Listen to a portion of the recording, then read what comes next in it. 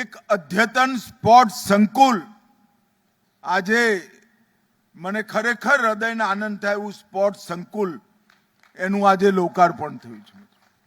હું ભૂમિપૂજન કરવા આવ્યો ત્યારે હર્ષભાઈને કહ્યું હતું કે ભાઈ કાળજી લઈને સ્પોર્ટ સંકુલ બનાવજો, મારા ગામનું સ્પોર્ટ સંકુલ છે.